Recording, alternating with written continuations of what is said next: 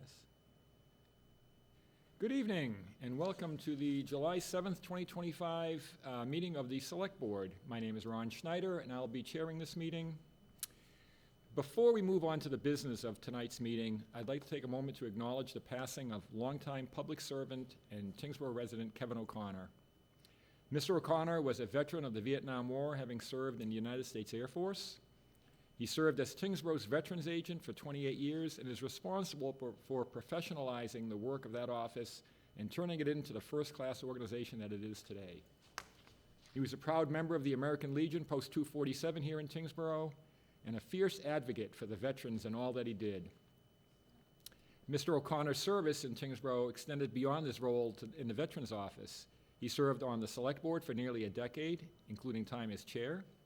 He also served on the Zoning Board of Appeals and as chair of the Lowell Regional Transit Authority's Advisory Board, where he proudly represented Tyngsborough. Mr. O'Connor is survived by his wife of nearly 60 years, Carol, as well as his 3 children, Brian, Karen, and Kimberly. You cannot talk to our longer-serving employees or volunteers without hearing about the impact that Kevin had on their life and the ways that his leadership transformed the town of Tyngsborough. Kevin was a dedicated family man and a public servant and will be deeply missed. Please join me in a moment of silence in his honor.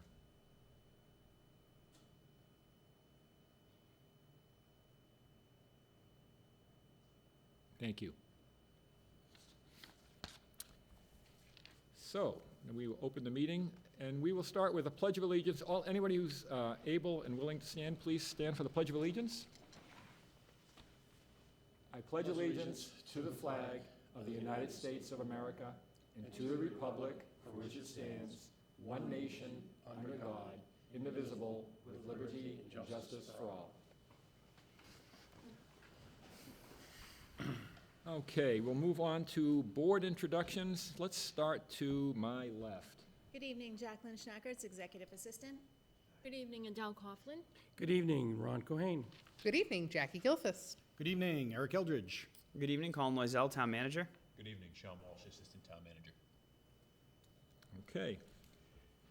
On to the agenda. Meeting minutes. Regular session meeting minutes for approval for June 16th, 2025. Mr. Chair, I move that we approve the regular session meeting minutes for June 16th, 2025. Second. I have a motion and a second. Any discussion?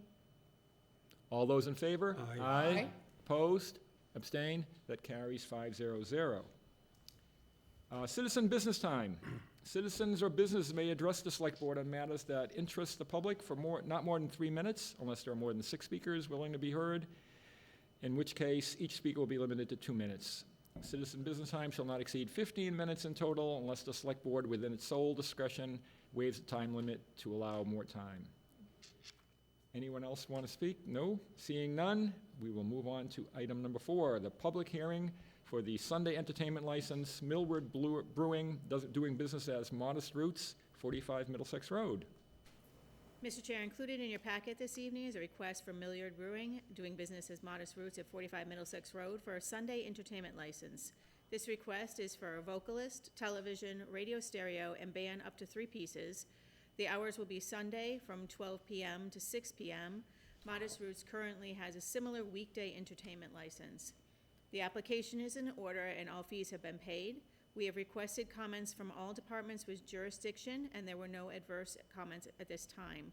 Abutters were notified of this hearing by the applicant via certified mail, and a legal ad was placed in the Lowell Sun on June 23rd and June 30th. Okay. Do we need to have a motion to open a public meeting? Yes. Mr. Chair, I move that the Select Board open the public hearing and waive the reading of the hearing notice and the legal ad. Second. I have a motion and a second. Any discussion? All those in favor? Aye. Aye. Opposed? Abstained? That carries 5-0-0. You want to come up and sit here at the mic, at the table, and introduce yourself? Yep, I'm Bill Millward. I'm one of the owners. Myself and my son are the 2 owners. Welcome. Yeah, thank you. All right. we have your application for the license. Does anyone on the board have any questions? I will start to my left, Mr. Cohey. I don't have any questions. Selectperson Gilfus? Hi, Bill. Hey, I'm so glad that you're here with us. I noticed just driving by, I live off of Middlesex. Yep. It looks like there's new signage on the front door. yep. Can you just tell us a little bit about that? Is that a new entrance or is it just to direct No, people? the entrance is still around the rear. We just didn't feel like we were getting enough people in with, it was hard to see us. We used to have just a little sign hanging out there, says brewery on it, so. And that was exactly my second question. How do you feel like traffic is going? Fine, yeah. We're doing very well. Good. Yeah. We got really a lot of people come in, from all the towns around here, a lot of regulars. Still a lot of people bopping in all the time, so, yeah, Good. it's going very well. And so this entertainment license is for Sunday. You already have it for weekday. Yep. And I forget, do you also have it for Saturday already? Saturday is considered weekday under the licenses, Saturday's yeah. considered Yep. weekday. Yep. How have the entertainment events been going up until this point? Well, alls we've really been doing, we haven't really had anybody else in there. Occasionally, like around Christmas, we had a girl come in and play guitar and sing Christmas carols and stuff like that, but that's been about it. It's not gonna be very much at all, we'd probably always be just a single person playing a guitar and singing and such, So, and it's, it should be good, we just feel like, with the patio opened up, we can have her sit like right in between the main room and the outdoor seating, so. Beautiful. I So think this is really just to make sure that you are covered for Yep. all of the days. It's not like you have a specific event that you're planning for. It's really No. just to cover your bases. Nope. Beautiful. That's it. Thank you, Okay. sir. Thank you, Mr. Chair. You're welcome. Mr. Eldridge? You asked my question because this is basically going to be the same entertainment that you may be having on Saturdays. Yep. And no different, just No giving you different. another day. And did you want to remind residents of which days you're open? We're open on Thursdays from 4 to 8, Fridays 4 to 8, Saturdays from noon to 9, and 4 to 9? Yeah, what did I say? Maybe you should be up here. All right, cut that part of the tape. And then Sundays will be from noon to 6? Noon to 6. Noon to 6, yeah. No further questions, Mr. Chair. Thank you. And I have no questions at this time. Select person Coughlin. Oh, I'm sorry, I thought I started on this side. Started Oh, with I me. see. Apologies, sorry. That's okay. No, I have no questions, just, Okay. I'm gonna be looking forward to coming. Yeah, good, love to see you. As we all are. I apologize, sorry. Okay, that's all right. Okay, if we have no further questions, I'll take a motion. To close the Yeah, public hearing. Mr. Chair, I move that the Select Board close the public hearing. Second. Any discussion? All those in favor of closing the public hearing? Aye. Opposed? Abstained? That carries 500. Now we will look for a motion. Mr. Chair, I move that the Select Board approve the Sunday entertainment license for Millward Brewing, DBA Modest Roots, at 45 Middlesex Road for a vocalist, band up to 3 pieces, television and radio/stereo during the hours of 12 p.m. to 6 p.m. as presented. Second. I have a motion and a second. Do we have any further discussion? Hearing none. All those in favor? Aye. Opposed? Abstained? That carries 500. Thank you very much. Thank you very you. much. All the best to you. Appreciate it. All the best of luck. All right. And thanks for the backup, too. Appreciate it. See you soon. All right. I think we can go to town manager's report. Thank you, Mr. Chair. Order this time. Isn't that something? I'm happy to share that the first edition of The Bridge is now out. The Bridge is a new monthly community newsletter that the Tyngsborough Public Library is putting together. They heard loud and clear that the closure of the Neighbor to Neighbor was having a big impact on the community, and they stepped up to fill the gap. The Bridge is currently a digital publication with hard copies available next door in the library, but their goal is to eventually replicate the Neighbor to Neighbor model where the monthly newsletter is mailed out. But as we get started, we're starting with the digital version. It's out now. You can find the latest edition and subscribe at tinglib.org. You can also obtain the hard copy in the library here at 25 Bryant Lane. As we dive deeper into the summer, just a reminder that the town beach on Lake Muscuppick is open for business. The beach is open to Tyngsborough residents only, and residents must first obtain a beach pass. You can get a beach pass in the office of the town manager or the recreation department. It is one beach pass per household. They never expire, and there's a replacement fee if you lose the one that we've issued you. Just a reminder to folks that you should clean up after yourselves. We had a very busy couple of weekends, but fortunately people have been taking care of the beach. Alcohol is strictly prohibited, and all children must be accompanied by an adult at all times. There is no beach parking along the residential streets surrounding the beach, and certainly no trailer parking. We've already seen, thanks to the Tyngsborough Police, some enforcement of that.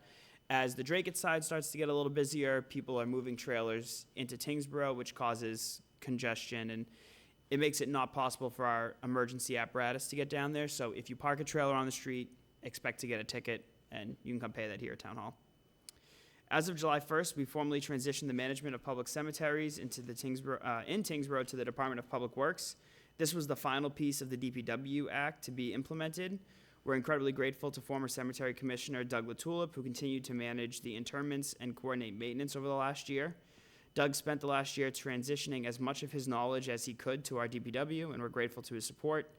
As a part of that transition, we've published new information about buying graves and coordinating interments. That information is available at tyngsboroughma.gov under the Cemetery Department. Last week, we sent letters to area funeral homes sharing that same update, so we're hoping the transition is going to be as smooth as possible. We've moved the sale of graves to our online platform, so we're coming along into the 21st century.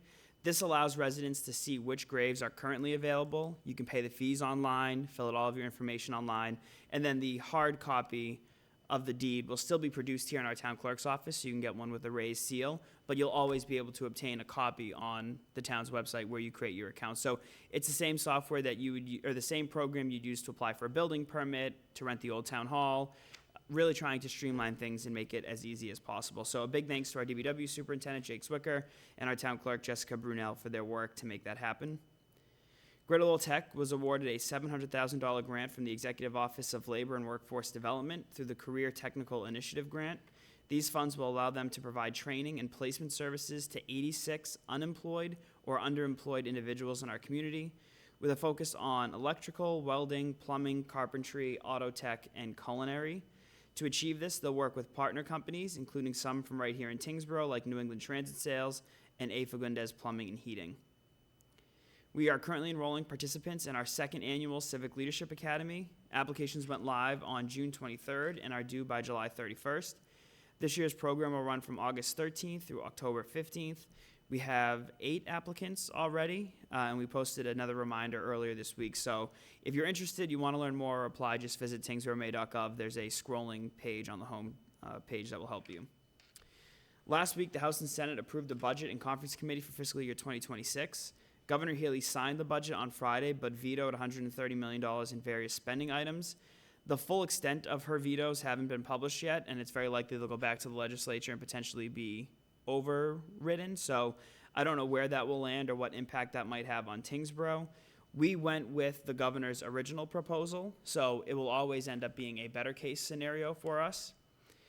The conference committee version of the budget sees Tyngsborough's net state aid increasing by $211,021. That is a result largely of a decrease in our assessment. So when we get our state aid, it comes on what they call the cherry sheet. The front side is the aid that they're giving us through various programs like Chapter 70, unrestricted government aid. The back side is the charges that they're taking from us. So the net of the front and the back is your actual state aid. While they reduced our state aid, they also reduced the assessments that we were paying. Of note as well, Governor Healy on Friday announced that her administration was holding off on releasing more than $125 million in earmarks for municipalities until at least October. Again, they haven't released much information except to say that that's part of the governor's attempt to ensure that state revenues land where they're projected.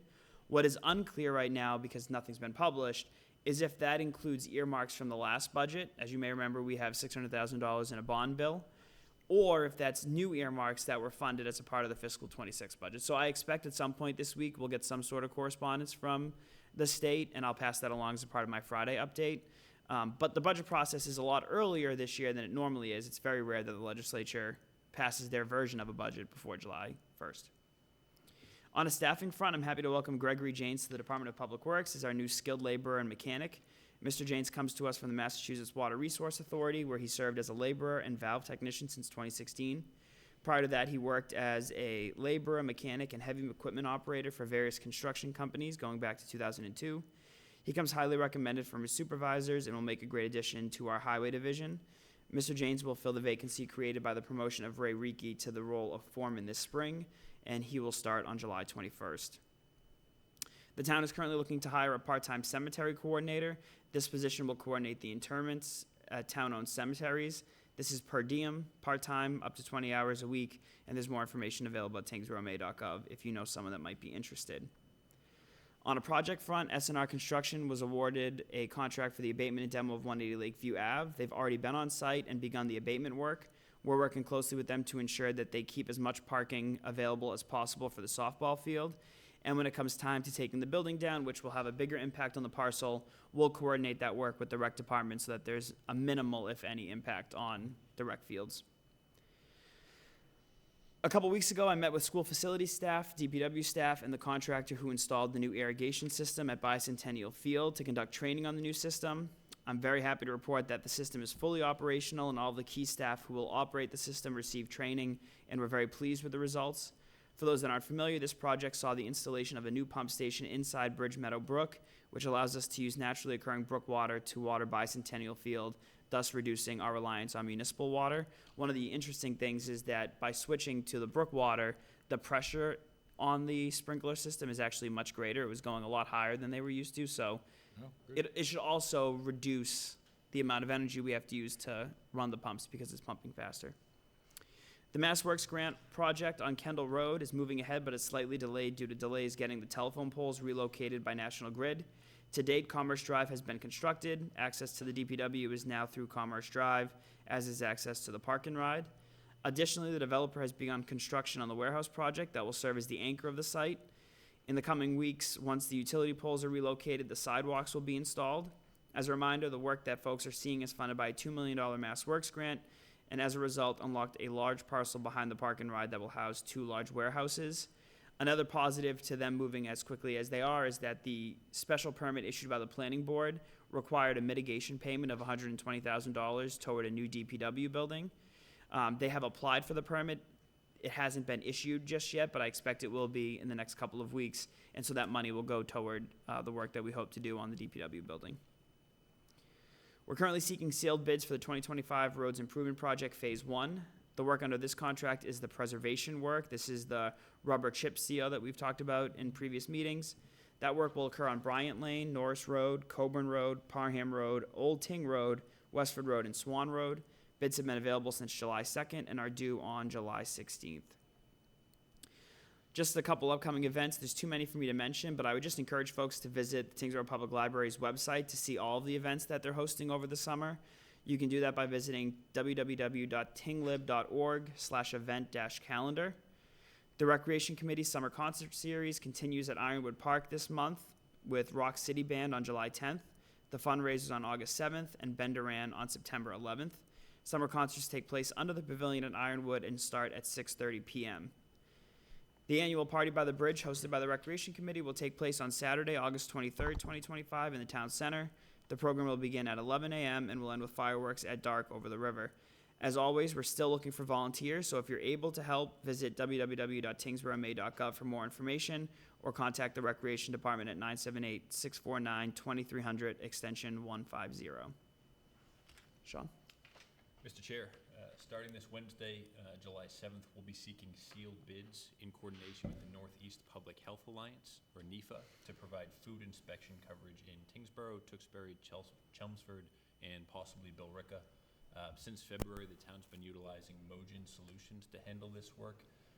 Tyngsborough is the fiscal lead for NEFA, who recently hired a staff member to assist with this work. Bids are due Wednesday, July 23rd, and we expect to have a contract in place for August 1st.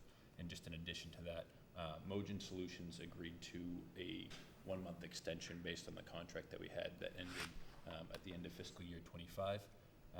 So we're expecting to have something in place by next month. That's great, thank you. Does anyone have any questions? Let's start with Select Person Coughlin. Any questions? No, none at this time. Select Person Cohen. The only thing I'll add, we talk about the DPW, and there's a new entrance to there. If you're coming from the town center, from the Tyngsborough Bridge, as you pass where you'd normally go into the DPW, there's a new road right there, Commerce Drive, and that's where you drive into, and it's just a very quick right after that is the DPW. So just wanted to mention that, so everybody knows exactly where that is. That's all. Thank you. Select Person Gilfus. So do you no longer enter Correct. where you used, is it blocked? Yes. Yes. Thank you. Okay, I guess I haven't noticed. 2 questions for Mr. Loisel. One, in the update about Lowell Tech, Greater Lowell Tech's grant, you mentioned that it will fund placement of 86 unemployed or underemployed individuals in our community. Do you know what constitutes in our community? The district that Greater Lowell Tech serves, so Lowell, Tyngsborough, Dunstable, Dracut. I think that's it. That's awesome. Great. Yeah. Thank you.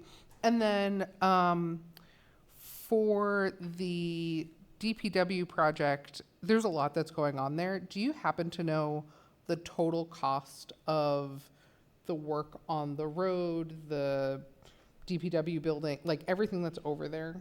So the only work that is in contract is the Commerce Drive work, which totals more than $2 million. The town is contributing $0 to that phase of the work, where we got the $2 million grant from the state. Everything above that $2 million is being funded by the developer, and they have other contracts for private utility work, and then the work that's happening for the construction of their warehouses on that back parcel. We currently have on the building side, there's $450,000 from ARPA. Some of that has been reallocated, I would say temporarily, to support the demo of 180 Lakeview Ave. There's the $120,000 that will come from the mitigation payment. And then the sewer commission has, we have an intermunicipal agreement with them that they'll contribute a third of whatever the final cost is. It's still not sufficient to build a new building, so that project is on hold until we find out what's happening with the earmark. So it's a long way to say that the only project that's really happening right now is that warehouse development and the road that was built, and all of that is funded either by the $2 million Mass Works grant or by the developer, anything above $2 million. Okay, one more thing to that. The developers also, they're running water and sewer Correct. to both buildings. Correct. As part of our agreement. So, Yes. So that's the other aspect that's part of this. Yeah, because if I'm remembering correctly, the 600,000 earmark is for the DPW building. Correct. Right? That's correct. And so if that doesn't happen, what happens to the building? Then we have to revisit what we're doing. We already pivoted. When I took over in September of '23, the plan was to go out to bid for a brand new building with a bunch of garage bays. Yeah. Quickly it became apparent that we didn't have a sufficient appropriation. We had, separate from the money I've already talked about, a $100,000 earmark for improvements on the DPW yard, which we pivoted quickly and used to rehab the bathroom space, the locker room space, and the office space to make it, in my opinion, livable, and I'd encourage folks to stop by and see what a difference it is. We haven't spent any of the money to build a new building because we don't have a sufficient appropriation. What we'll be forced to do if the earmark doesn't come through is figure out our priority right now. The main need over there is getting equipment out from the elements and inside, and that can be accomplished through cheaper options than what we were originally looking for. The original plan was to build the garage bays that would house DPW, that's highway division and sewer, and then leave a portion of that building where we could build out offices in the future. We don't have the money to even build the shell right now, so we've decided instead to revitalize the office space that we currently have.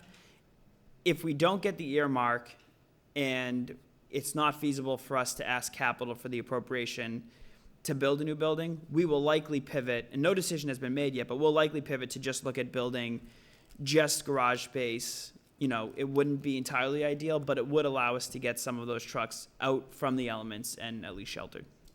Okay. Yeah, I think I just need to like sort of write that out.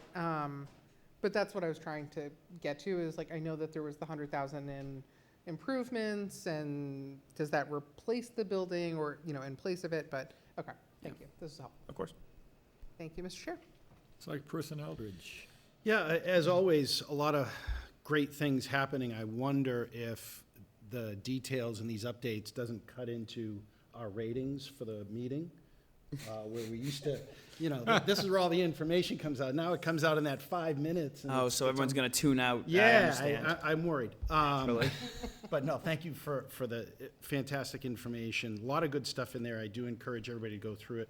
I did want to add one thing around the bicentennial field irrigation, which I'm ecstatic for. Is one of the things when I started 4 years ago, I wanted to get done, and it's only been 4 years, so thank you. But the other advantage, in addition to the water pressure, because we're not using potable water that's been treated, brook water is, we could theoretically have better grass with less fertilizer and, you know, chemicals that are being put on the fields, because, you know, you have natural fertilizer that's in there a little bit better. So I'd love to see what that does through. It's gonna be a little bit tough when it's really hot to grow a lot, but I think this is fantastic. It's gonna save us money. It's going to be better for those fields. And you know, there are plenty of prevention of us taking all the water out of there and making it so that it dries out. So I think it's a fantastic project. Thank you for the update on that. I am really excited about seeing what that's gonna do for us. Thank you. Nothing further. My only comment, Colin, is I'm glad you brought up the block party, because people don't realize perhaps how many volunteers it takes to have a successful block party. There are lots and lots of volunteer positions available. I encourage anyone and everyone that has even a few hours of time to get in touch with the rec department and sign up for a volunteer opportunity. It's great. So thank you. Okay, moving on to item 6A, a review and approve the streetlight policy. I'll let Sean take this one. Mr. Chair, included in your packet this evening is a draft of policy and procedure that would formalize a process that's already being used by the town to evaluate requests for new streetlights. We've received several requests this spring and summer, and we felt like it was important for members of the community to understand how they can submit a request, how the town will receive and review it, and keep them informed during that process. This will also make it clear internally what key points are being used to evaluate requests and have a clear process to make that appropriate determination. We researched similar policies in surrounding communities and developed this set of guidelines in coordination with town legal counsel, and are confident that this will better serve the community. In short, this policy is intended to demonstrate the new streetlights, that new streetlights will only be installed in cases where public safety is demonstrably jeopardized by the lack of an existing streetlight. I'm happy to answer any questions that the board has. Thank you. Do we have any questions? So let's start with, to my left, Select Person Coughlin. Any questions? No, none at all. Select Person Cohen. Well, the first time I saw this, I know a lot of people have been requesting streetlights here for a long time. What I don't want this to be is everybody thinking like, oh, we're gonna be installing streetlights all over the place. That isn't the goal of this. The goal is to have a definitive process, so the residents know what the process is. I guess there's nothing been defined at this point, so people just send emails and we might not have all the information that we need. So this is really just to formulate, a particular process. The town manager, do you have any idea how much it costs to procure and install a streetlight? Yeah, it's about $250 just to install it, assuming we have a pole in place and electricity is already run to the pole. There's maintenance costs. Unfortunately, it's very common for these LED streetlights to turn that purple hue, which we get calls about all the time. And so then you're paying the labor to replace it. And then the utility bill is not the big piece, but it is, the price adds up. The other unique thing that we've encountered is that oftentimes you get a call from a neighbor on one side of the corner that wants a street light.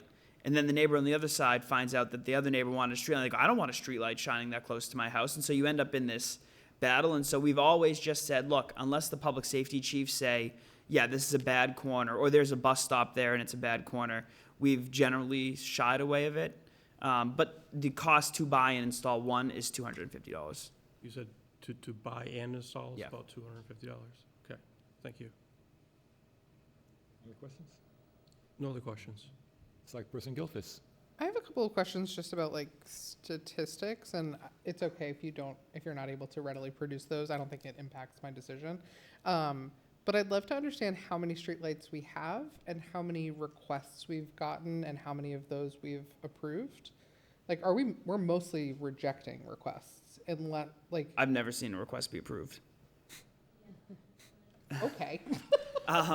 So really, I mean, I think that just says that the places where we have streetlights exist there for a reason, and we've already probably done a lot of review to make sure that we're covered. And if they don't exist there, that's probably for a reason, so. Yeah, I don't have a firm number of how many streetlights we have. One of the things that Jackie and I in the last couple of months have encountered is that in 2016 and 17, when we bought the streetlights, it appears that our vendor bought or transitioned streetlights that weren't ours to transition, so think condominium complexes. So Jackie has been very gracious and patient working with National Grid to replace those back to National Grid's lights. I think my guess would be we have probably between 100 and 150 that the town maintains in various places. And I want to be clear, we don't disregard streetlight requests. If somebody sends us one, we send it right away to fire and police. We'll pull crash data to see if that's an area where there's a lot of crashes. We'll check to see if there's a school bus stop. We just have not encountered a situation where any of those led to us believing, with the support of the police and fire chiefs, that a light would have made a difference. Yeah, I mean, I know that we've had conversations about streetlights, and I personally have said, this street is really dark. Like, what's the deal with this? And you were really helpful in explaining the thought process behind it and how communities are really moving away from adding additional light pollution where possible. Just, the wildlife impact is really significant. And I subsequently did a lot of research about designs of streetlights and didn't realize how complex that was. So I support operationalizing this, having a process, and having this be really clear for residents. If you could just provide data about how often we get the requests, because maybe there's some degree of, some sort of educational opportunity. We can follow up with the exact number of streetlights and how many requests we've got in the last couple of years. We probably receive 2, maybe 3 a year, Okay, and 3 is probably high. okay, perfect. But we can follow up with you on that. Awesome. Well, thanks for putting this together. Thank you, Mr. Chair. Selectperson Eldridge. Yeah, I mean, I think it would be good. I think formalizing this makes it easier for people to understand, and then we can ask what some of the stats are. I do think it's important for people to understand that a street light itself will not fix the problem. More often than not, it's speed, and that there are ways in which we might want to address people driving too fast in certain areas, even during the day. So I think formalizing this, good idea. It's the type of proactive thing that I think is important. So thank you for bringing it to us, and I support the approach. Thank you. And then if I just may add one more thing. So sure. you may have noticed in the policy that there's a space for a spot on the website where the form will exist. We'll be prepared within the week to put that together and have that be live if it's approved by the select. That's fine. Hang on one second. I agree with Selectperson Eldridge. I'm glad that we formalize this. I'm also glad that there's a statement in it saying that this doesn't create an entitlement, right? That it's going to be subject to a review, and just because you think your street is dark and you'd like it to be lit up at night, that's not enough of a reason. So I do like the fact that we formalize this. So thank you very much. Okay, I will take a motion. Yes, Mr. Chair, I move that the Select Board approve the new streetlight policies and procedures as presented. Second. I have a motion and a second. Do I have any further discussion? All those in favor? Aye. Opposed? Abstained? That carries 5-0-0. Thank you. On to item 6B, which is the discussion for the agreement for Friends of Tyngsborough Pickleball. Thank you, Mr. Chair. At the board's last meeting, I walked the board through a proposal to seek a group of residents to form a nonprofit Friends of Tyngsborough Pickleball Group to consider enter into an agreement with them that would allow them to fundraise for the maintenance and operation of the new pickleball courts at Ironwood. During that meeting, the board expressed a willingness to explore the concept, but was clear that we needed to make sure that we don't limit or restrict public access in any ways. Since that meeting, Assistant Town Manager Sean Walsh has been working to look at agreements in other towns and craft a baseline agreement that addresses the primary concern that this board addressed. To that end, a draft of such an agreement is in your packet for review. I'm hoping to get your final feedback tonight or privately in the next few days, but I'm not looking for a vote on whether or not to adopt this tonight. The agreement in the packet makes clear that the town has ultimate control of the courts. The courts that are there for open play would stay open play, and that it would allow the Friends to maintain reservations for the competitive courts, as well as provides a mechanism for the Friends to fundraise to maintain and make improvements to the court. And of note, I think, to this board particularly, you'll note that the draft agreement allows us to terminate it at any time if we decide that it's in the best interest of the town. All right, thank you. Do we have any questions? Let us start this time to my right. Okay, I guess, It's like personnel bench. I guess I'd like to know kind of where we are right now with pickleball and how things are working. I know that there's quite a bit of activity in Ironwood Park, which is fantastic. I think it's great. How are we doing with the use of the pickleball field courts and the logistics? Because, you know, sometimes if you've scheduled things, you got people that are coming in, you know, I come in at 12:45 because I just want to drop in, but somebody's got a reservation at 1 o'clock. How are we doing with all those logistics? And based on that, do we envision that this will help address any issues that might be there? Mr. Chair, can I take that? I looked at him, but I was thinking there are some people here We who have could a- probably answer better. A seasoned pickleball veteran, Yeah. please. So the pickleball, first of all, Ironwood Park has been a huge success. Unbelievable number of people that are using it, and you know, that has been fantastic. The sign up and logistics of the pickleball court, you know, has been a pretty big issue. That doesn't mean people aren't using it, but people just go there whenever they want to go there and use it, right? The sign up sheet. First of all, Sign Up Genius is what we're using. A lot of other towns have recently gone away from that because they've had some serious problems with that. So that's probably part of what the issue is. You know, but when you go to Sign Up Genius, for a while there, you had to filter through like 20 pages to get to the date that you needed to go to. So in the end, people just decided they just weren't using it, and all they were doing was showing up. So logistically, that part has not worked out well. And then with the courts, you know, because people aren't signing up, we can get, if you have a sign-up process and one that's working very efficiently, which most towns around us are using and doing very well, when you have that, you have a lot more people that can play. Because usually what happens is you have 4 people on each court and 2 waiting, and then everybody alternates in. So you could probably get almost double the number of people are playing if we have a good sign-up process, right? So because of that was one of the reasons is like, okay, so we need to do something different. And so that was kind of the request, we need to do something different. So then we started going through the process of what we can do. You know, and I think the first thing is, you know, the sign-up sheet needs to be fixed. And once that's fixed, that solves a lot of the problems right there. And then what all the other towns do, they have a resident or 2 or 3 that are responsible for the sign-up, so the recreation directors don't have to be. they work with the recreation director, but, they're responsible for managing the sign-up process. And then they're also responsible for, basically just kind of, as people come and play, monitoring how things are going. There aren't very many rules, but, you just need to follow the rules. And they're all the same from all the pickleball courts that are out there. So, and one of them is, you play a maximum of 2 games, and then you sit and let the next person play. And that helps out an awful lot, so games don't get too competitive, everybody's able to play, and that's just kind of a standard everywhere.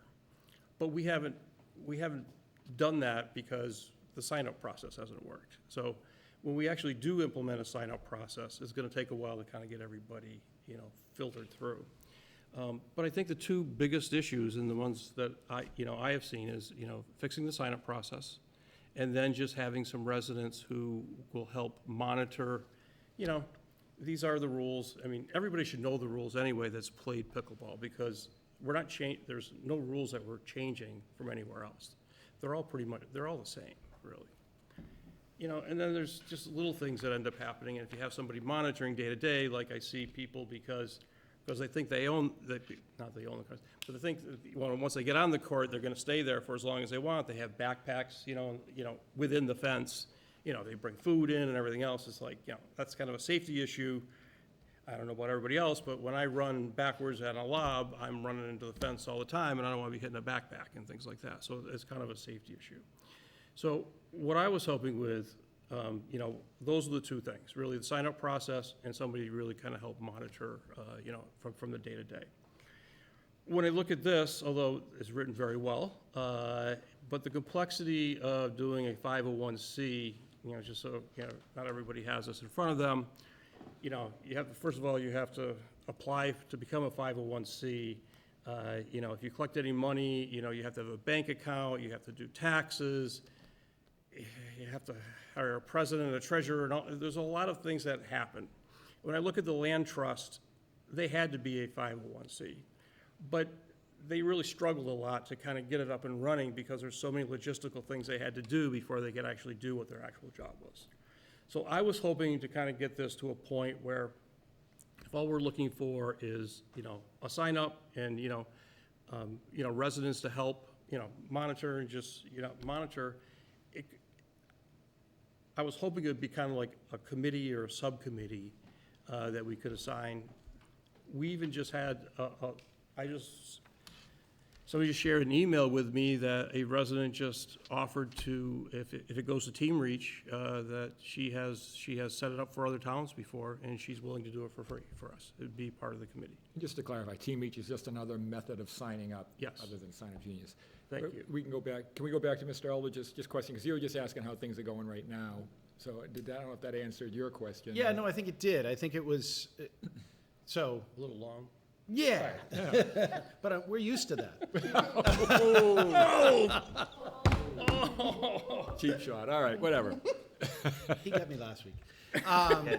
No, I think it does answer the question. I think it's, so we've got some areas where we need to tweak it.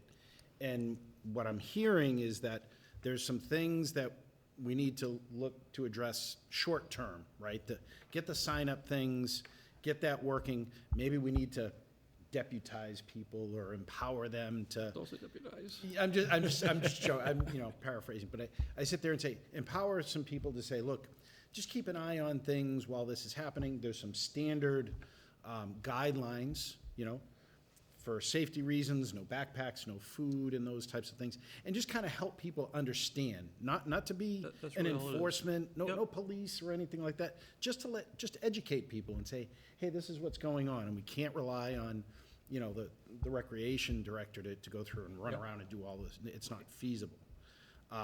So that it does answer my question as far as what's there. I always like to take a phased approach to things, right? You sit there and go, geez, I have a little bit of a problem, and I use a huge solution to it, and it's a little bit too much. I'm wondering if there's some things that we can tweak this year, learn and say, hey, yeah, that worked, and before we go through with a lot of the formality. But you answered my question. I think I will yield for further discussion. Thank you. Select Person Gilfus. Thank you, Mr. Chair. I feel like I don't have much of value to add to this conversation as someone that is very far removed from pickleball. But I do know quite a bit about process and technology process.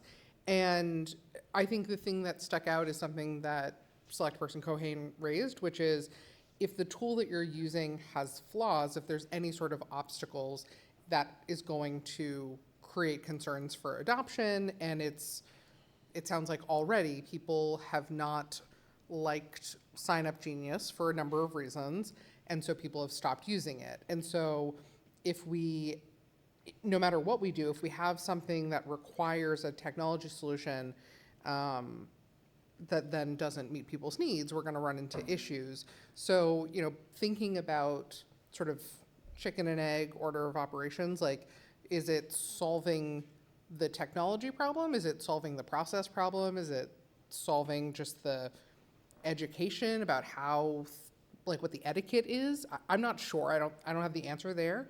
But I also agree with Select Person Eldridge that I don't know that it makes sense for us to over-engineer a solution just yet. Like, giving it some time, trying to maybe experiment, try a few different things, try deputizing residents, see how that goes.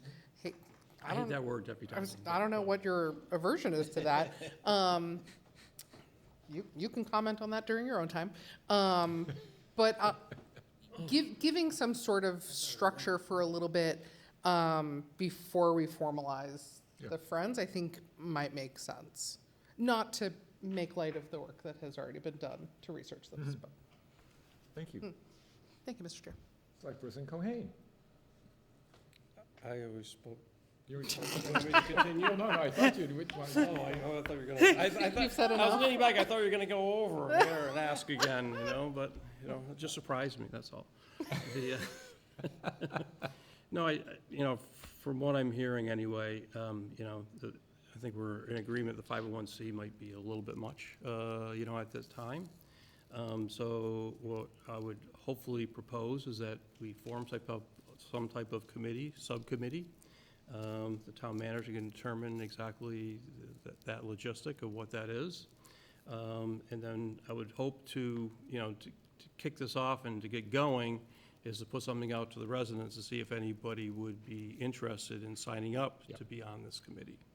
The number of people in the committee, hopefully we just leave open, and that way we'll see how much interest there really is. So that would be my recommendation. Thank you. Select Person Coughlin. Yeah, my only question that I had was how many people would it be, like, to manage this? So I think I read that there would be somebody from the board represented, but then how many friends would there be? And then would they rotate in and out? I'm not sure how that would work. Who would they report into? And would they report to the board, like, on a regular basis to kind of say how it's going? I'm not sure if we've ever, like, stood up such a program here, so. That was my question. Fantastic question. They would technically report to themselves, except for the agreement does require that they make certain reports to the town. And then, these nonprofits can create their own membership guidelines. So some nonprofits will say that you can only serve on the board for X number of years, and after a certain number of years, you have to roll off. But a lot of that would be the design of a hypothetical friends group deciding. Thank you. So I just have a few comments to echo what Select Persons Eldridge and Cohen said. One, I agree with them in that forming a 501c3 or whatever, I don't even know if that's the correct section of the law. I think it's 501c7 is the correct one. But doing that now is over-engineering what we need. There's a bunch of work that's entailed in forming that type of an entity. You have to apply to the IRS. You need, a formal set of bylaws. You need, as Mr. Cohen said, you need to file annual tax returns. So there would be some money involved in operating that. I don't know if we'd get any benefit from that necessarily, but we'll reserve that. I further echo what Select Person Eldridge said, in that a phased approach, looking at small pieces of this, we're early on in the process, right? We just opened it. I don't know that we've got any serious problems yet, but we don't want to wait till there's a serious problem before we address it. You know, select person Cohane and I play in Drake with a group of people, and I happened to be mentioning to them about our meeting tonight and the possibility of forming this thing, and they reminded me that it took 5 years for them to get to the point where they are now, where it operates very smoothly. There's, you know, all kinds of alternatives on how we play in different groups, and, you know, we have a ladies' day, we have a highly competitive day, we have, you know, just different activities there. It didn't happen overnight, and so I don't know that we need to address every possibility right off the bat.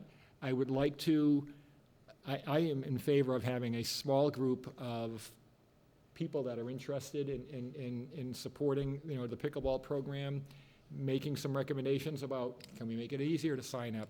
Can we make sure that, you know, somebody's there to gently remind people, maybe you shouldn't hang your backpack in there, it should be one outside the court, and just to go over the etiquette, right?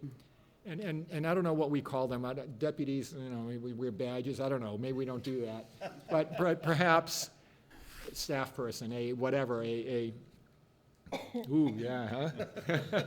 Some type of a coordinator or whatever, that might be able to help do that. So I'm in favor of having a group of volunteers from the town, you know, work towards making sure that the place stays maintained, helps people to sign up in whatever format we have, whether it's Sign Up Genius, whether it's Team Reach, whether it's something else. And then just, and start making some recommendations about, you know, different fun things that we could do there. But I think we can do that without having a 501c3 right off the bat. That's just my thought. Totally understand. Following up on a couple points, very easy for us to put together a committee. My recommendation would be that it be a working group under the rec committee, since Yes. they manage all the other amenities over there. And if I know the layout correctly, I think we have at least one member of the rec committee that plays pickleball, so she'd be familiar with how this works. And so they're meeting on Wednesday. I can share this information and ask them. The good thing about doing it that way is that we wouldn't necessarily, if you create a committee, they're subject to the open meeting law. You'd have to post their meetings. They'd have to be sworn in.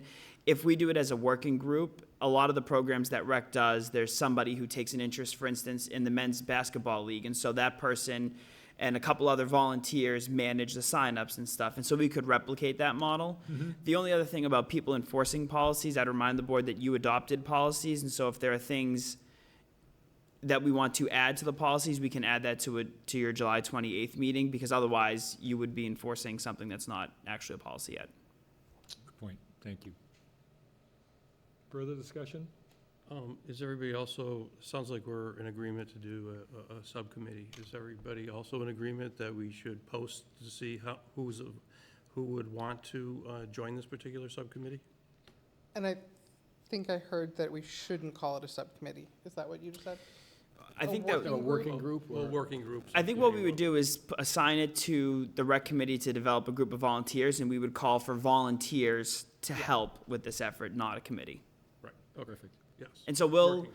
we'll talk to the rec committee. They have a meeting on Wednesday, and so at some point after that on Thursday, we'll post something calling for volunteers. Everybody okay with that? Yeah, I'd like to see what comes out of that, have it an agenda item on the 28th, and perhaps if there are any policy changes that we would like to see, let's discuss those on the 28th as well. Okay. Because I think you're gonna run into a scenario whereby the committee or the working group gets formed under the rec committee. We would then have to approve anything that goes there, and then now you're talking middle of August before that happens. I think if we could come up with some of those items that we could talk about on the 28th, Yep. it might be that we can provide a little bit more clarity around some of those things that have been found so far. That's what I would like to see. I think we're in agreement. Thank you. Okay, moving on to item 6C. Appoint the Select Board Representative to the Economic Development Advisory Council. Thank you, Mr. Chair. At the board's meeting on December 16, 2024, it adopted a charge for an Economic Development Advisory Committee. The goal of this group is to bring together members of the business community along with key elected officials and town staff to evaluate the business climate in Tyngsborough, ensure we're remaining competitive, and help recruit and retain economic development growth in town. The establishment of this group has also been on the board's goals for fiscal year '25. The charge is attached with more details. Since December, Town Planner and Economic Development Director Ben McClure has met with several local business owners who were interested in participating. He conducted a meeting of these people in June and has confirmed that at least 3 business owners are interested in participating. The remaining appointments are a representative from the Select Board and a representative from the Planning Board. Tonight, I'm asking the board to appoint one of its members to the group, which will likely hold its first meeting in August. And just by way of background, really what this group will need to focus on is, as we have built out Tyngsborough, if you will, there are really only a few remaining types of development. Largely, we've been targeting industrial because it's not housing, limited impact on tax. One of the things that we want to do, though, is develop a better strategy for recruiting them. And so Ben and I can sit in my office and speculate what we'll do. But what we think is better is hearing from business owners who either operate here or have looked to operate here. And then from the elected officials, you are all direct representatives of voters, whether it be as a select board member or a member of the planning board. And so this group won't meet a heck of a lot often. I imagine that they'll probably meet quarterly. There are some deliverables in here, like reporting back on their work and the status of their work. I also envision that as we get further along, they may have input on zoning amendments, for instance, if we wanted to make it a little bit more attractive to develop an industrial zone.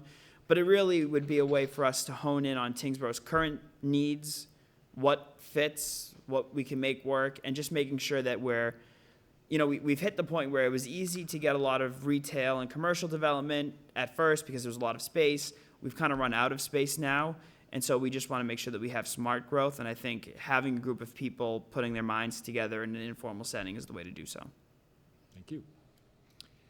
So I will put it out to the board. Is there anyone who has an interest in serving on this Economic Development Advisory Committee? And don't all jump up at once. I would be more than happy to do this, look at it from an economic development standpoint, look at the numbers, demographics and different things, see different ways. However, I don't know if there are any other folks who are not on committees that would like to do it as well. Very diplomatically put. I'm just looking back and forth across. Anybody else have any thoughts, comments, desires? I've had very thoughtful conversations with Select Person Coughlin about her interest in economic development. So if it came Thrown to right a under the bus. well, no, I just think that you would bring a lot to that based on the conversations we've had. I was going to nominate you if it came down to that, but you get to decide if you want to do this. It sounds like someone else can get you out of this if you don't want to. And this proves that we uphold open meeting laws, because obviously we didn't talk about this beforehand. So I think that our conversation might have been a blank. How I would fit into that. But I am an alternate at NEMCOG, so I'm not sure that, I don't want to compete with that. I think they'd be very complimentary. It sounds like Eric is interested. I am more than happy to do it, and I would enjoy bringing stuff back to you and reporting back to the board on progress on that. It's a one-year term, right? So I think that's perfect. But thank you, Jackie. Thank you for calling her out in public. if there's no further discussion, I'm happy to offer up a motion. I say. I think you should. I move that the Select Board appoint Select Person Eldridge as its representative to the Economic Development Advisory Committee with a term to expire June 30th, 2026. Second. I have a motion and a second. Any further discussion? Hearing none. All those in favor? Aye. Opposed? Abstained? That carries 5-0-0. Thank you. Select Person Eldridge. Item 6D, approve year-end transfers. Thank you, Mr. Chair. As the board may remember, each year we ask you to approve transfers of surplus funds from one area of the budget to address deficits in other areas of the budget. Under Massachusetts municipal finance laws, this is done at the end of the year to close the books by a vote of the Finance Committee, which met at the same time you started your meeting, and the Select Board. Just a note for folks watching at home not familiar, this does not appropriate additional funds, the way that town meeting sets the absolute maximum spend, and then if across the different budgets, we have to transfer money, that's done statutorily by a vote of this board and the finance committee. So the budget is not increasing for fiscal year '25, the one we're closing. The vote you take tonight is to move money from one place to another so that we can submit a balanced, closed budget to the Department of Revenue. Looking through these, I'll go one by one. Some of them are self-explanatory, but I'll give a little bit more detail. Our audit, we brought on a new audit firm last year, and they charged more than our previous firm. So when we budgeted that, it was not sufficient, so that's a deficit of $11,500. Legal services, which appears under the administration's budget, that's due to the arbitration costs. Those were almost all incurred during fiscal year '25, because that's when the hearings took place. The town clerk's office is $6,700 in the negative. That's because for the September primary election, we brought back our former town clerk for a period of time to help train our new town clerk, so we had a little bit of an overlap there. Town hall electricity, public buildings, that's $23,000 in the whole. This is not because town hall and the library are using more electricity. I've talked to the board about this when we talked about our solar exploration. This is because the town in 2016 entered into a 30-year agreement with the company that runs the solar farm on the Charles George landfill that requires that we buy a fixed number of credits every year. In 2016, when we entered into that agreement, it appears that we did a calculation based on our usage at the time, and we said, we'll buy this many credits with the intention that that would cover 100% of our usage and we'd be good. Between 2016 and 2025, we've received more than $1 million in Green Communities energy efficiency grants, and so we've replaced light fixtures, we've replaced transformers. We've done all of this work to reduce our energy usage, but we're still locked in to buy this minimum number of credits. And so even though we're using less electricity, we're having to buy the same number of credits. At the same time, the public buildings are not on the energy aggregation that residents are on, so the rates are increasing at a much higher rate than what residents are experiencing. So what that means is we're spending more than we're using, but we've built up an excess number of credits. We were close to $180,000 worth of credits. We can't transfer them to our accounts that are on the solar program because that's where the credits are sitting. So what we've done, fortunately, we had several buildings that were never added to the solar program. And so we've transferred all of those credits, doing one-time transfers to cover, for instance, the old town hall and the First Parish Meeting House. Those buildings will not see an electric bill for more than 3/4 of 2025, all of 2026, and a portion of 2027. So the money is being transferred around, but the way the accounting works, we ran a deficit. At the same time, we're working with town council to negotiate our way out of the agreement. By the terms of the agreement, you can do it if you convince another purchaser on the same agreement to buy more credits. We were not successful in that effort. And so we're trying to find a legal loophole out of it. It's ongoing, but the net on it is, unfortunately, we overspent because as their rates went up, even though we were using less electricity, we were still contractually required. Now, what this doesn't show is those transfers to those other buildings. So in fiscal year '26, the new clubhouse at Ironwood won't get an electric bill because we transferred a surplus of credits. So our accounting office, at some point in fiscal '26, will transfer some of that budgeted money to some of the other accounts that are on this to reflect that the savings are being shared. In the meantime, it's slightly messy, but I just wanted to emphasize that we're not using more electricity. It's this less than favorable agreement that we're locked into.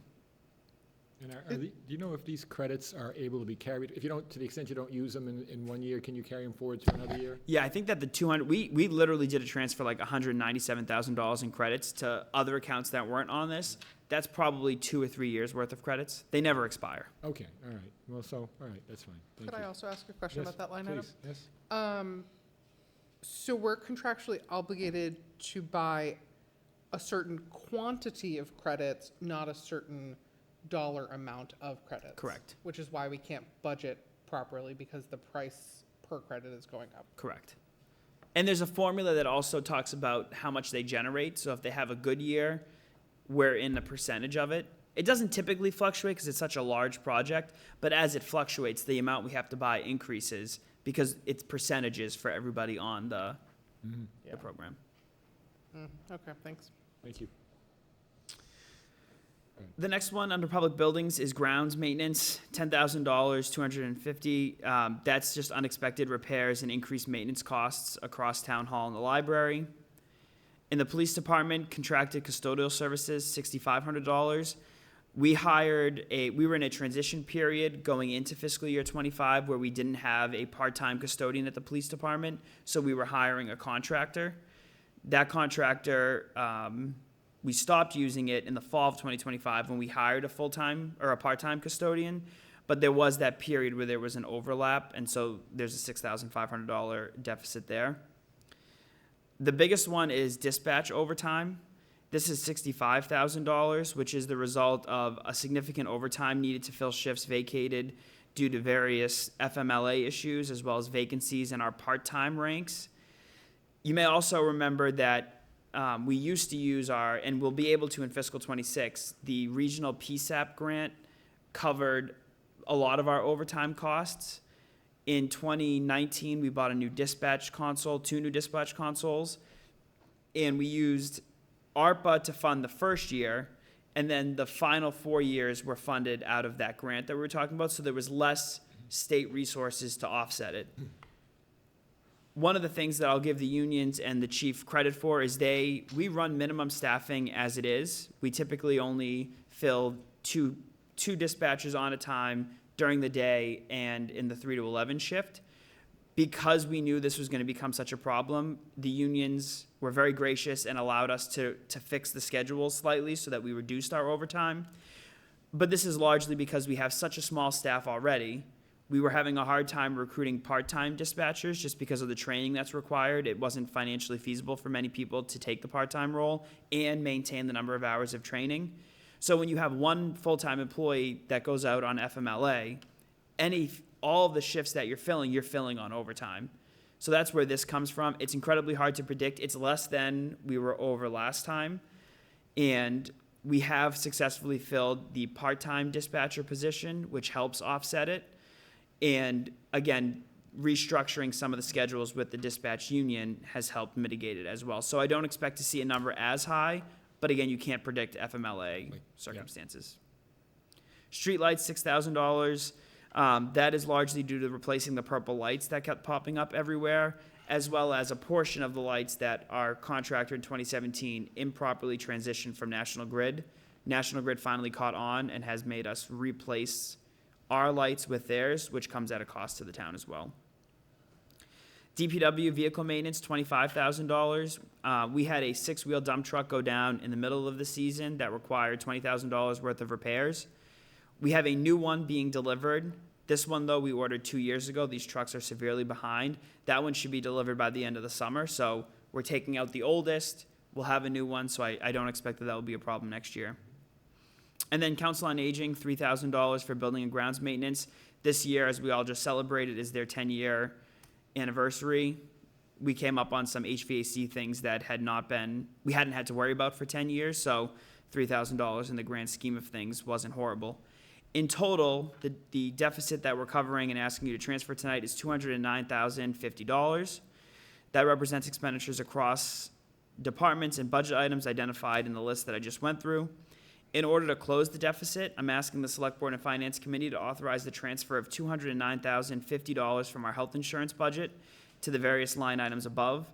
The health insurance line item currently has a surplus of just shy of $250, which is sufficient to cover the deficit.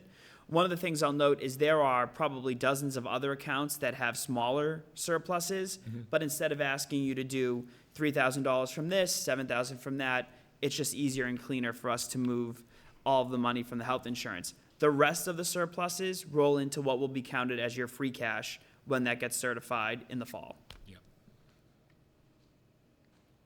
Okay. Questions on these transfers? Well, the only thing I'll say, Mr. Chair, is that, this is something that we do every single year. And I also believe that this is probably one of the lowest numbers I've seen for year-end transfers. And as Colin goes through this, a lot of these things are out of our control also. So, you're always going to end up seeing this, but because we have conservative budget management, we're going to have some surpluses in some places, some deficits in other, and every year it's been able to, we've had, we haven't had a total deficit, we've been able to cover it with something else. The reason why the health insurance sometimes, is always a big item is we have an opt-out program here. And if a spouse, if somebody's spouse loses their job, they can automatically get health insurance. So we always have to have some extra money in there. Especially when you start going to things like recessions and things like that, that's when it can, you've got to have money in there to be able to cover that. So that's the reason why, we're in a good economic situation now, the country is. So, that's why, we have that surplus in the health insurance. Thank you. Select Person Coughlin? Yeah, so thank you for that, because I was wondering if the health insurance budget, was there underspending in that? Or it's just you had to put more into it because of, potential, like having a dip into it? Because it seems like 200 and something thousand is a lot. So are we underspending, or we just put more, appropriate more money into it? Great question. Select Person Cohen touched on a lot of that. It is a combination of changes that happen in the middle of the year, be it, employee turnover and we get somebody who's not taking the town's health insurance, or somebody whose spouse gets a better plan and so they take our $3,000 opt-out and now we're saving 21 grand on a family membership.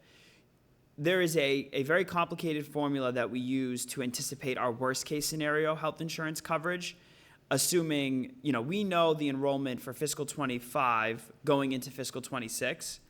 And then there's always a differential that you include in case, whether it's 10% of the employees decide to join health insurance, which we're seeing that trend is happening because private health insurance is getting incredibly expensive. Even some of the public options, the GIC has been going up.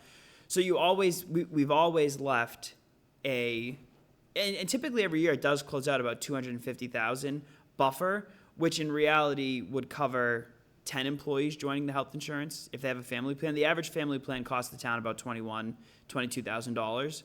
So we leave enough so that, because we couldn't turn somebody away, so if we had a really bad year and 15 people tried to join the insurance that weren't on it last time, we would be kind of up a creek. So it's a combination of that.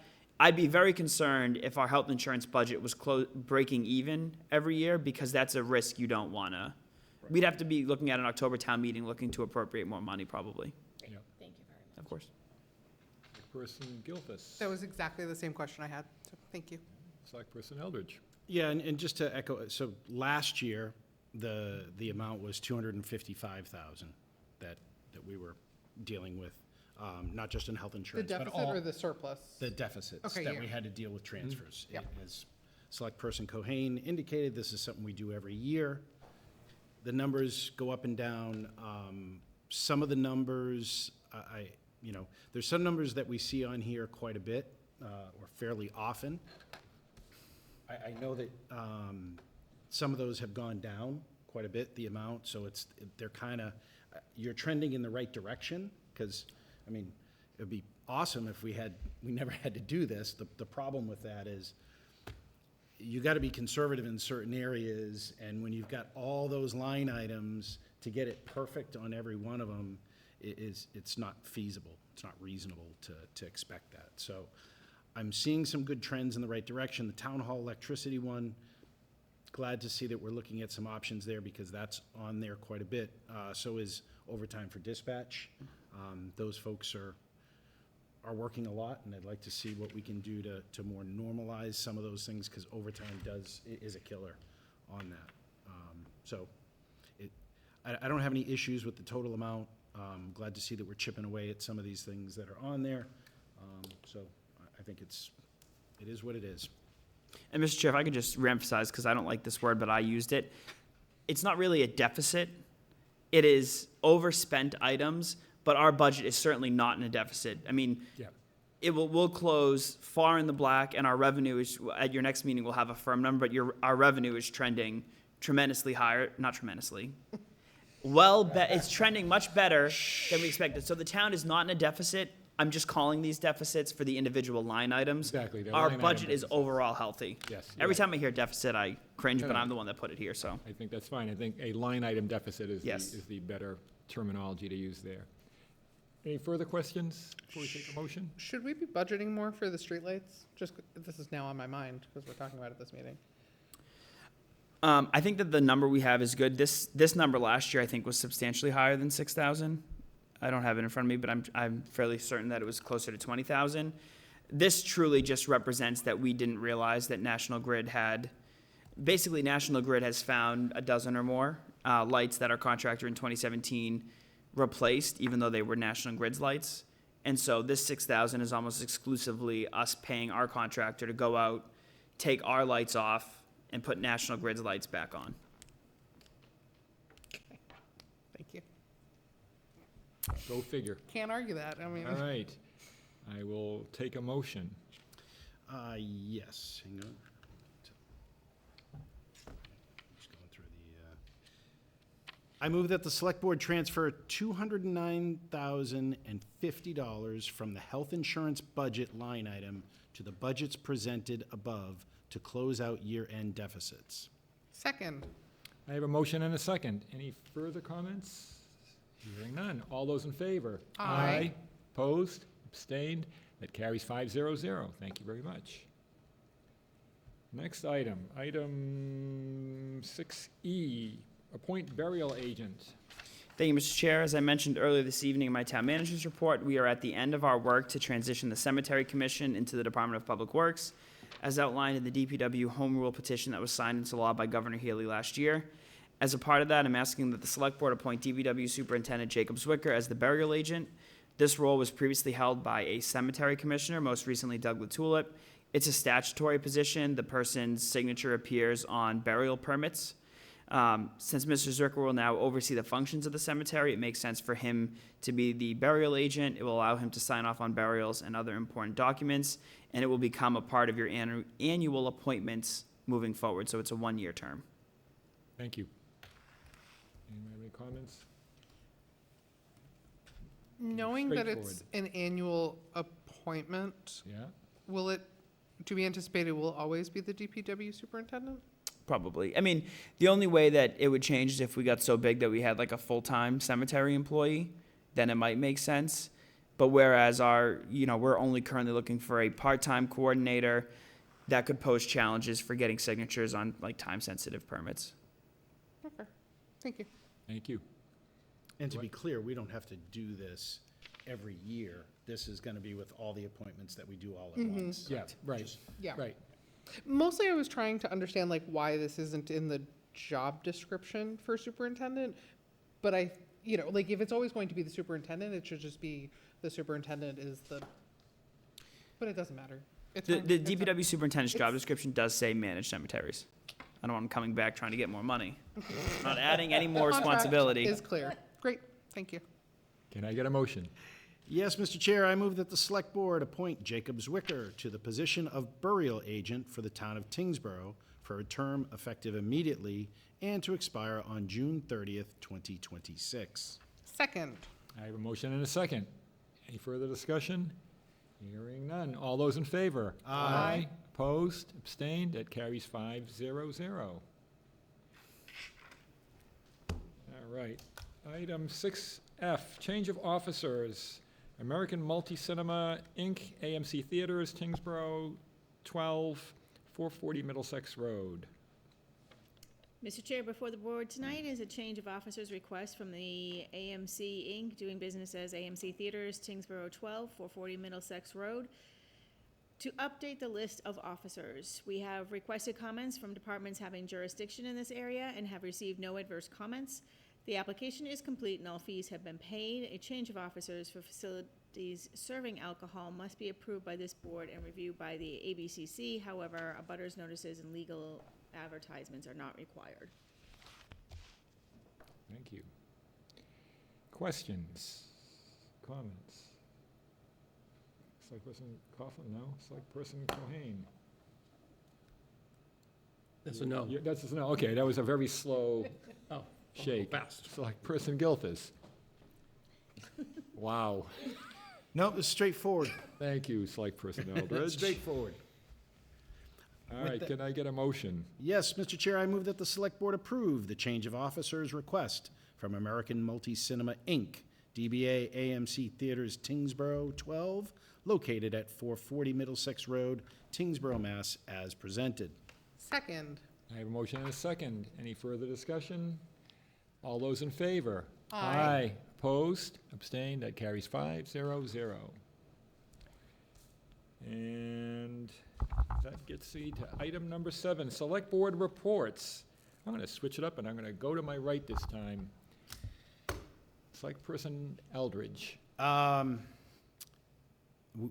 town beach came up in the discussion earlier.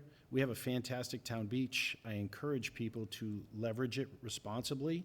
For the folks that are on the lake, be on the lookout, because there's a lot of folks that are coming over from Drake-it who might not be as responsible as the folks from Tyngsborough. But everybody enjoy the lake responsibly, and let's clean up after ourselves. That's all I have. Thank you. Select Person Gilfus. I don't really have anything to share tonight. That's perfectly okay. Thank you, Mr. Chair. Select Person Cohen. Yeah, well, we talked about Ironwood Park and the pickleball, and although it didn't go exactly as at least I would have hoped, I think everything else within Ironwood Park has gone, extremely well. I've been talking to a lot of people at Ironwood Park. I spend a little bit of time over there, helping out where I can, playing a little pickleball, playing a few other amenities over there, as time permits. Well, there's one woman that had a discussion with me that I just wanted to kind of share with everybody. She had been there before, and she invited a friend. And they took one walk around Ironwood Park, and they decided to take do another lap. And as they kept talking, they kept going, they were just, the new person that came there was just in awe of everything that we had there. The number of amenities, how people were having a good time. And the one thing she also said was that she couldn't believe that they saw 6 families there. 6 families just having fun, playing around, doing a few amenities, having picnics, and the families were together and just having a blast. And as they saw that, they said, we got to do one more lap. So they just kept observing what was really going on. And what it really made me think of, too, as she started saying this, is, one of our options is, we could have kept that as a golf course. And that would have been great for me and for other people that play golf there, but it was a very, very small group. Now everybody in Tyngsborough can enjoy this property. And when we were going through the adventure of the golf course, there was one woman that came out to me after town meeting and said, after it was voted down that we're going to buy it, is there any way we can buy the land between Sherburne and the river? It's like, I think it's possible. I don't know how. And then somehow it happened. And just look what we've turned it into. This is a gem for everybody to be able to enjoy. Please go out and enjoy it. Thank you. Select Person Coughlin. Yeah, NIMCOG is promoting the Greater Lowell Bicycle and Pedestrian Plan. It's, and the survey is on the tyngsboromass.gov site. And I took the survey today. It took 5 minutes to do. And it's pretty much, your bicycle use or your walking use. I'm not sure how it'll work for Tyngsborough as opposed to Lowell, but I encourage everybody to go out and take the survey. It's open till the end of this month. Thank you. Thank you. And I have nothing to add further than what Mr. Cohen said. I think that I've spoken to some people from outside of town, and I guess I could say they're insanely jealous about our facilities and the fact that we have it all in one area. And so we should be very proud of what we have and continue to take good care of it and use it. right? It's there for our use, so everyone should use it as much as they can. Let's use it up. That's all we have for select board reports. We will move to adjourn. Yes, no, Mr. Chair, I move that we go into executive session. Under exemption 2, to conduct strategy sessions in preparation for negotiations with non-union personnel, all non-union positions. And under exemption 3, to discuss strategy with respect to collective bargaining or litigation if an open meeting may have a detrimental effect on the bargaining or litigating position of the public body, and the chair so declares. SEIU Local 888, IAFF Local 5297, and Mass Cop 517. Thank you.